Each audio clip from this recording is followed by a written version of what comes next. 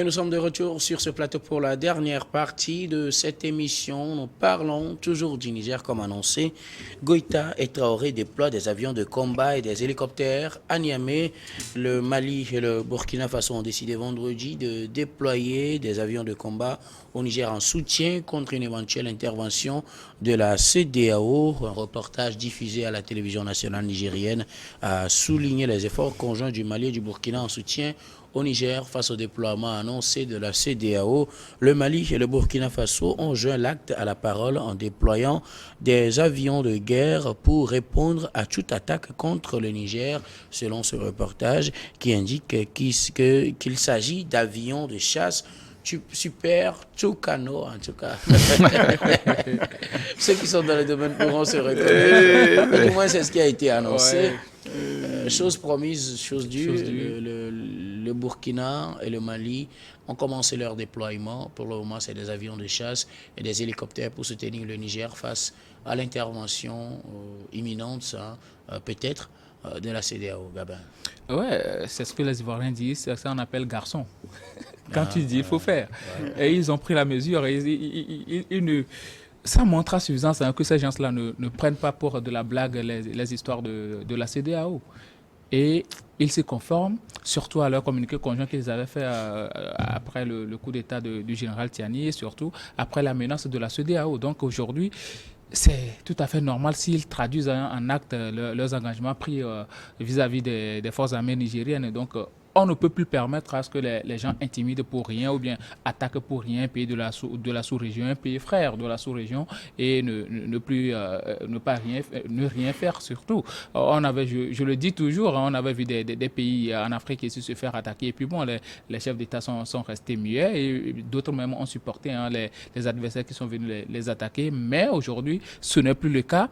Le Niger, le Niger, le Burkina et le Mali ont pris la mesure de la situation et bon, ils se préparent à une quelconque attaque de la CEDEAO si jamais cela advenait. Donc ça veut dire que ce sont des gens qui se préparent beaucoup plus tôt, pendant que la CEDEAO est en train de faire ses va-et-vient, pendant qu'ils sont en train de multiplier les réunions. Ceux-là se sont levés beaucoup plus tôt et agissent. Voilà les avions de chasse qui vous attendent. Maintenant, on attend ce que vous déployez vos forces pour voir ce qui va se passer. Donc, déjà, c'est une force de dissuasion pour ces chefs d'état-major de la CEDEAO. Là, je ne pense pas que les gens vont voir ça et puis vont accepter quand même de déployer des forces pour intervenir militairement au Niger. Je suis sûr que la plupart ne reviendront pas vivants. Donc, il ne faut pas se hasarder à y aller parce que le Mali et le Burkina sont déjà prêts pour leurs frères nigériens. On avait dit ici, non, le Mali et le Burkina font déjà fait face aux terroristes, donc ils n'auront pas assez de force pour intervenir, mais c'est faux. Ce sont des gens qui ont participé à des guerres, ce ne sont pas des enfants qui sont venus là-bas comme ça. Ce sont des gens qui connaissent très bien le terroir, qui connaissent très bien la géopolitique et qui savent très bien ce qu'ils veulent faire. Donc, ils ont tout calculé en avance et là, je ne suis pas sûr que la CEDEAO a déjà positionné quelques avions de chasse que ce soit. Mais eux, ils l'ont déjà fait. Ça veut dire que ce sont des gens qui sont très prêts et qui sont là à attendre que la CEDEAO fasse quelque chose pour agir. Valentin Mayaba, le Burkina et le Mali ont déployé du matériel militaire, surtout des avions de chasse en direction ou bien à destination du Niger pour soutenir ce pays face à l'attaque imminente de la CEDEAO. Votre réaction? Voilà, ça craint, ça fait craindre beaucoup. Parce que, quoi qu'on dise, je ne pense pas que ça arrange quelqu'un. Dans ce tombeau-là, vous allez voir que les avions de chasse qu'on mobilise au Niger contre peut-être une intervention militaire de la CEDEAO auraient pu servir ailleurs. Si peut-être la CEDEAO faisait économie de ses propos. Aujourd'hui, il ne sert à rien. Parce que je crains, quand je dis ça craint, ça fait craindre parce qu'on risque d'assister à un effondrement de l'Afrique occidentale. Parce que c'est toute l'Afrique qui sera secouée s'il y aura cette intervention militaire. Vous savez, les militaires, quand on va les coopter, les Nigériens, les Burkinabés, tout ça là, ça va rentrer en guerre et ça n'arrange personne. Je pense que pour éviter ce bain de sang là, il serait mieux, il serait été mieux pour la CEDEAO de revoir sa position par rapport à cette déclarer cette position d'intervention militaire au Niger. Mais de l'autre côté aussi, chacun reste sur sa position. La CEDEAO a pensé, semblait donner des alertes dissuasives. Aujourd'hui, les gens se disent non, si vous venez pour intervenir, nous aussi nous venons en appui. Ça veut dire que c'est deux camps qui s'arrangent. Maintenant, le Burkina est là-bas, le Mali est là-bas, le Niger, c'est tout le Sahel. Donc tout le Sahel va rentrer en conflit. Or, nous sommes des pays côtiers du Sahel, puisque nous sommes frontaliers au Burkina, et les autres pays, comme tu prends la Côte d'Ivoire, qui est aussi au niveau du Mali, du Burkina, quand tu prends le Bénin, qui est au niveau du Niger, et de choses. Donc, ça veut dire que c'est toute la sous-région qui sera embrasée. Donc, c'est pourquoi je dis, ça craint beaucoup, ça fait craindre beaucoup, mais sauf que les gens doivent revoir tous ces aspects-là et renoncer à leur projet d'intervention militaire parce qu'aucune guerre n'a jamais arrangé quelque part. Parce que la force appelle la force. Et quand il y a toujours la force, il y a toujours des dégâts. Et tous ces dégâts-là, je ne pense pas qu'on peut corriger un mal dans le dégât, enfin dans la violence. Il vaut mieux trouver une alternative, celle d'aller vers la négociation, une alternative négociée pour pouvoir retrouver la stabilité dans ce pays-là. Il n'est pas le seul. Le Niger n'est pas le seul à connaître le coup d'État. Ça ne peut pas commencer par le Niger, ça ne peut aussi terminer par lui. Donc aujourd'hui, il faut prendre des résolutions qui puissent arranger tout le peuple africain, parce que ce dont nous parlons ne concerne pas que le Niger. Aujourd'hui, c'est du Niger on parle. Et hier, c'était le Burkina. Avant-hier, c'était le Mali. Donc aujourd'hui, l'élan là, ça dit que cette pandémie-là est en train de prendre des horizons. C'est une pandémie? Oui, en fait, je peux l'appeler comme ça parce que ça prend des horizons. Et puis, et vous m'excusez parce que les gens l'expliquent autrement. Quand même nous mettons le côté du terrorisme, la lutte comme moi, je ne pense pas fondamentalement que c'est l'argument qui amène les coups d'État aujourd'hui. On l'a expliqué si bien ici. C'est lorsque, quand on voit que quelqu'un vient, il gère mal, il fait ce que le peuple n'est pas demandé. C'est ça qui fait, c'est ce sentiment-là que les gens, le peuple a. Sinon, si c'est cette question de terrorisme, c'est vrai que le peuple viendra, le terrorisme est parti pour longtemps, nous savons d'où ça vient et tout, mais nous faisons tout pour que, au moins, la paix et la sécurité là soient quand même au rendez-vous dans nos États. Mais ça là, nous n'allons pas nous jeter à l'abattoir parce qu'une puissance est derrière, parce qu'elle veut sauvegarder ses intérêts, parce qu'il y a tel qui est contre tel, et pour faire tuer de façon innocente les paisibles populations, ça ne sert à rien. Donc je pense qu'à partir de ces instants-là, la CEDEAO, jusqu'à ce que nous ne quittions ce plateau-là, peut-être qu'il y aurait une réunion extraordinaire qui sera convoquée pour revoir les positions.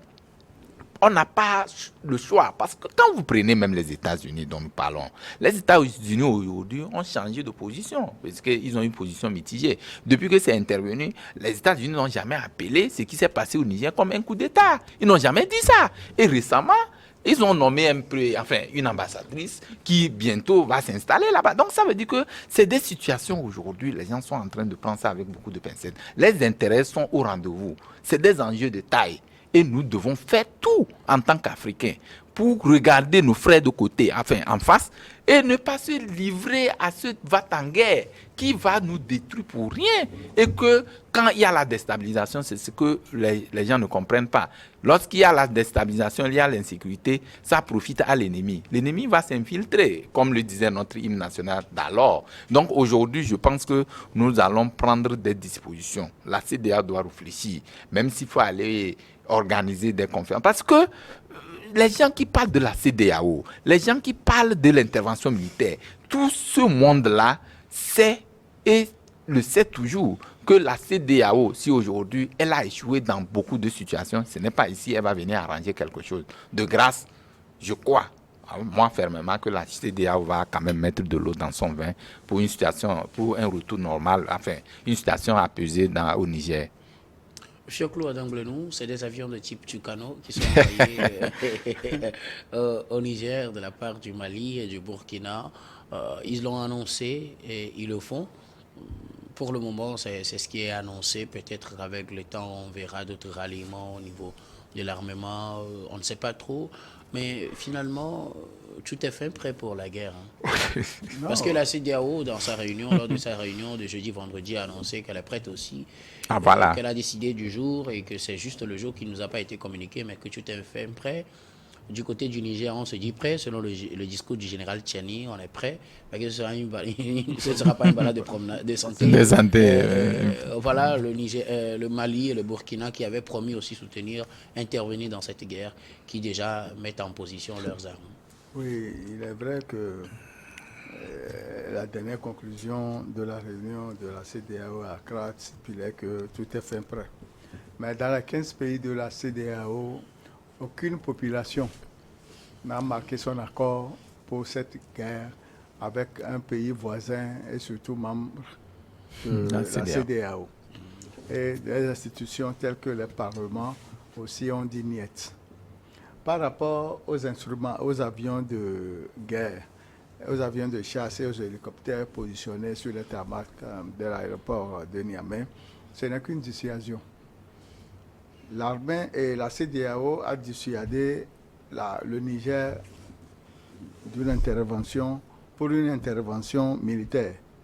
En réplique, le Burkina et le Mali ont dit toute intervention militaire contre le Niger constituerait une déclaration de guerre contre eux.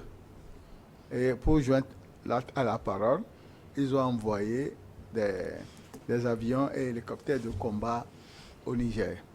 Non seulement ces avions sont positionnés au Niger, et il faut affirmer aussi que le Burkina et le Mali ont des armements sophistiqués.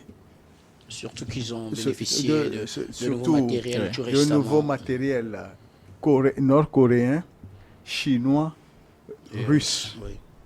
Et ils disposent même des armes anti-aériennes.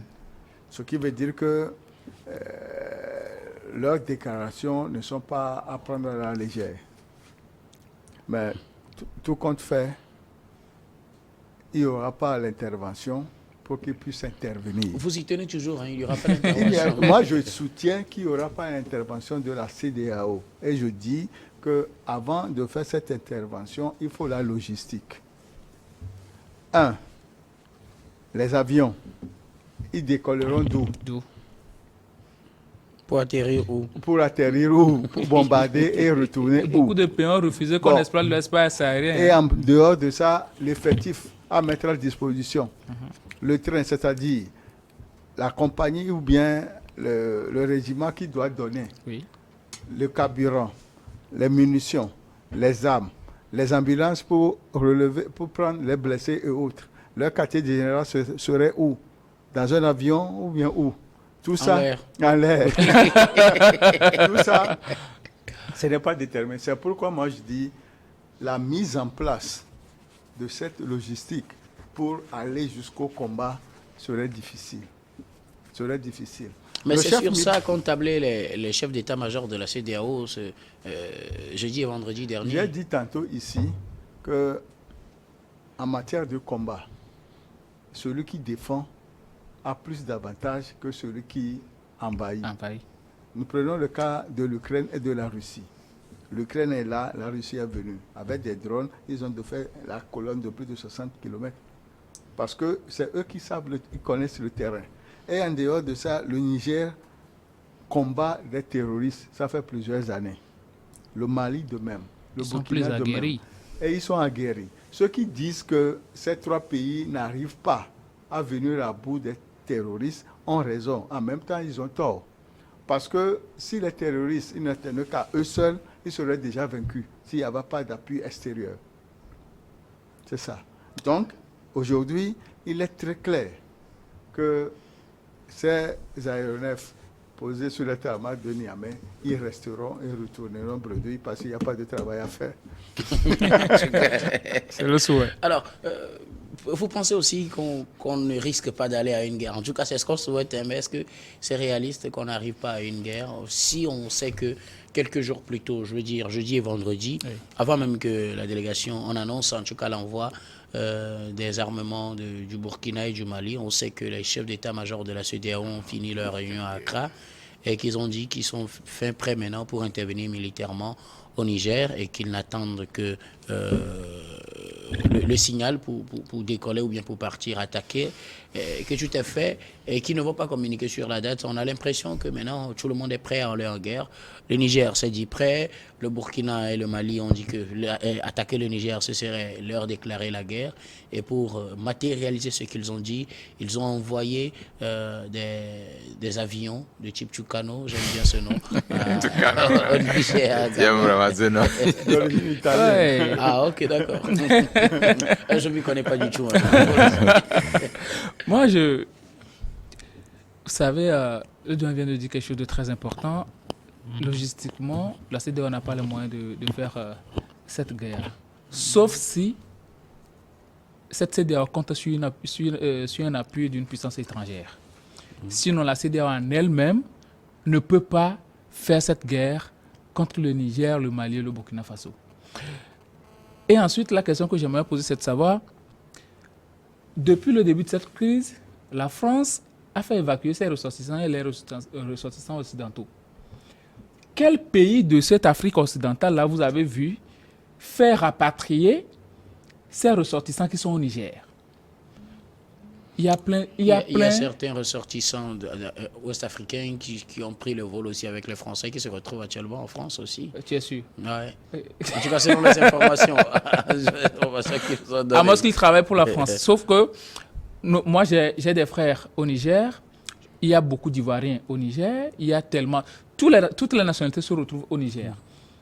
Comme chez nous ici aussi d'ailleurs. C'est comme si on va faire la guerre à nos propres enfants. Le Dieu l'a dit, il a insisté là-dessus, qu'il n'y aura pas de guerre. Mais connaissant les Africains et connaissant leur entêtement défendre les intérêts d'une puissance autre qu'une puissance africaine, ils peuvent le faire.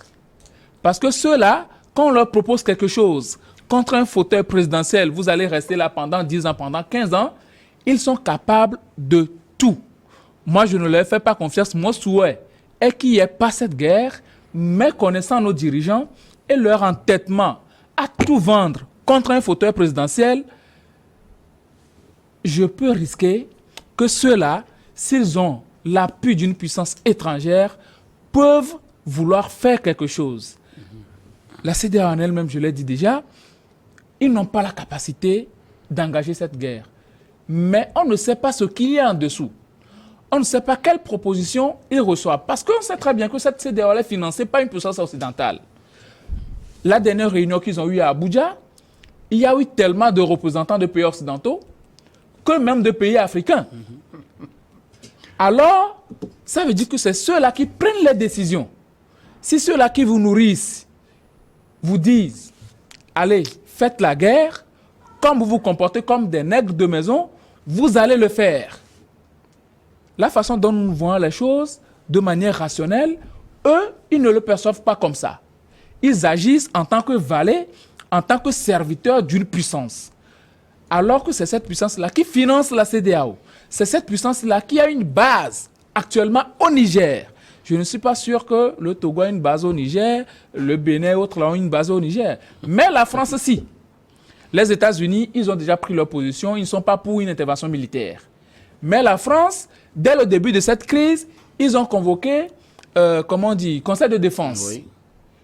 Il y a un coup d'État au Niger, à Niamey, et puis à Paris, on convoque un conseil de défense. À cause des intérêts. Est-ce que, comme vous le dites, vous parlez d'une puissance extérieure qui pourrait intervenir? Oui. Vous venez de dire que vous n'êtes pas sûr que les États-Unis peuvent intervenir dans cette guerre à cause de leur position. Oui. Vous insinuez que la France pourrait intervenir militairement dans cette guerre? La France pourrait intervenir unitairement. Vous savez, dans certaines mesures, il n'y a pas des alliances qui marchent.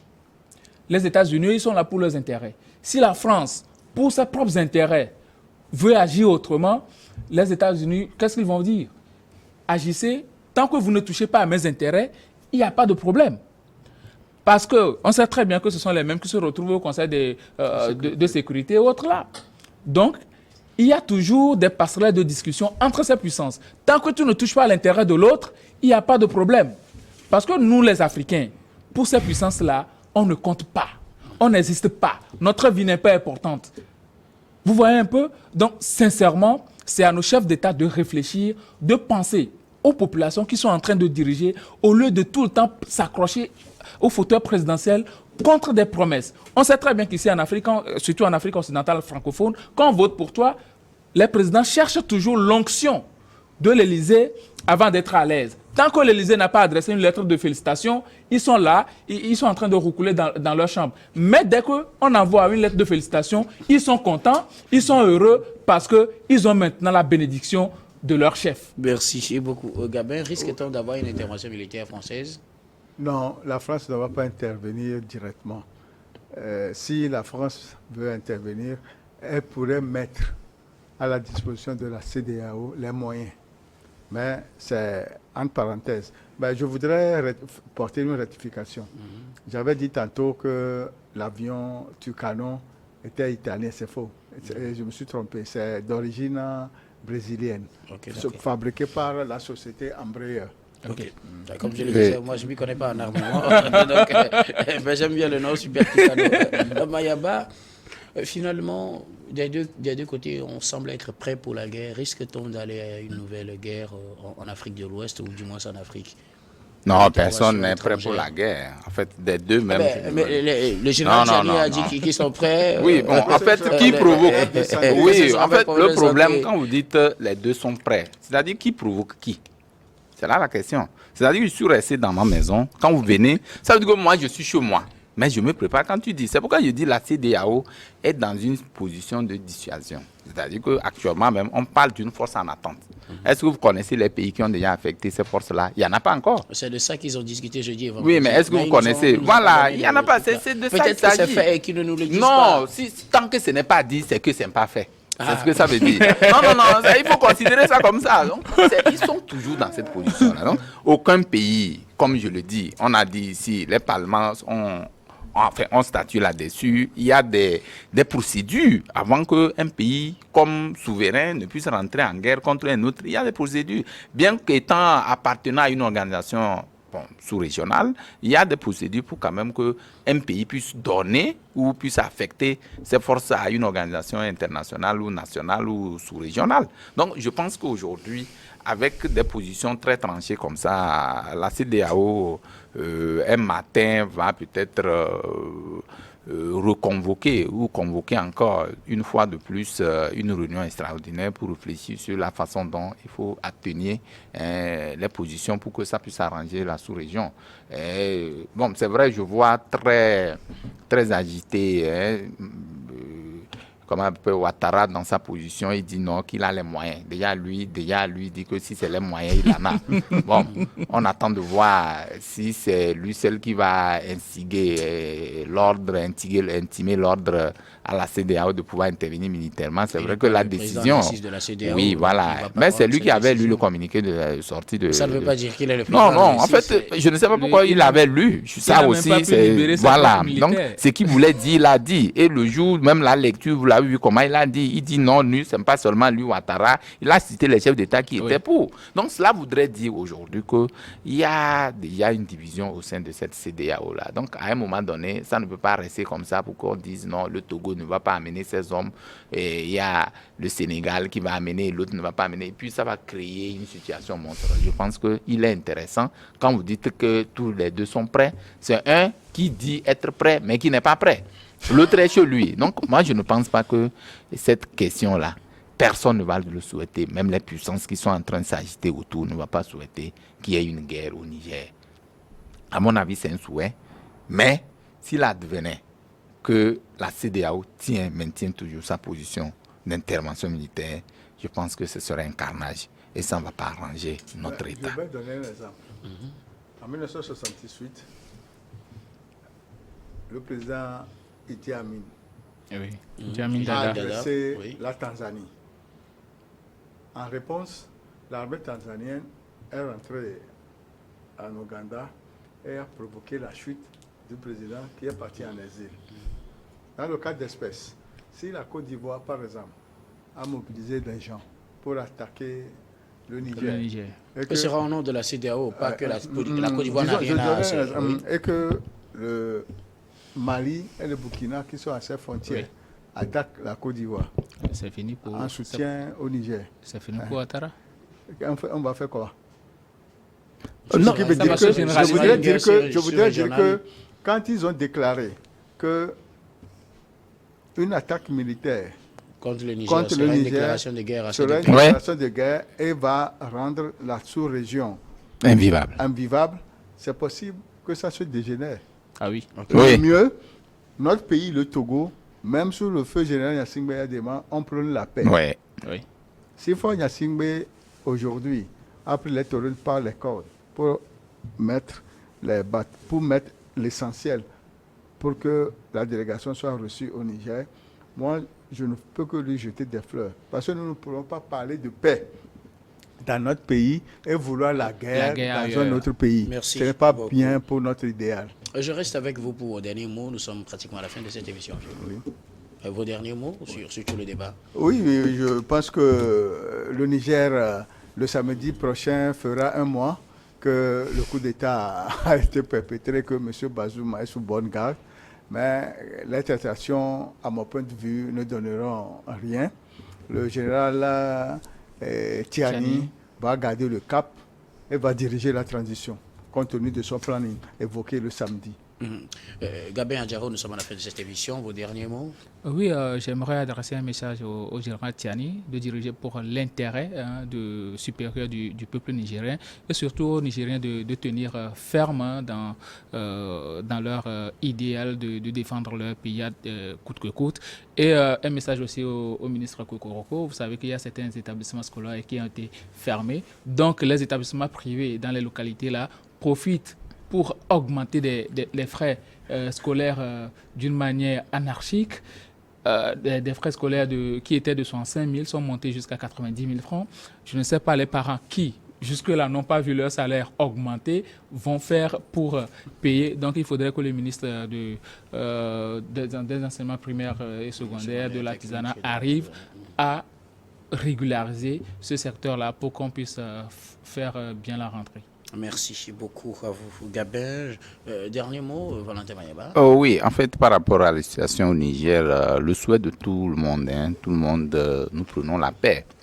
Je pense que la position de la CEDEAO doit être une position revue pour que ce qui est fait soit quand même accepté et accompagner justement pour que nous puissions retrouver la stabilité, la paix dans la sous-région. Maintenant, pour revenir au Togo, je pense que nous sommes à l'orée des élections régionales et puis législatives. Les partis politiques s'activent aussi. Il est important qu'au niveau national, les gens s'imprègnent de l'idée de ce qu'on appelle les régionales pour véritablement accompagner le processus de décentralisation, qui soit un processus total pour accompagner ou booster le développement dans notre pays. Merci beaucoup Valentin Komi Mayaba. Vous êtes journaliste et directeur de publication du journal Le Symposium. Vous êtes également le président de l'AG7. Merci d'avoir répondu à nos questions et merci également d'avoir répondu à notre invitation. Merci. À côté de vous, Gabin Adjaro, merci aussi d'avoir répondu à notre invitation et d'avoir alimenté ce débat de vos propositions. Je rappelle que vous êtes juriste et analyste politique. Grand merci Fioklou Adam Blenou, journaliste et directeur de publication du journal L'Enquêteur. Merci aussi d'avoir répondu à nos questions dans cette émission.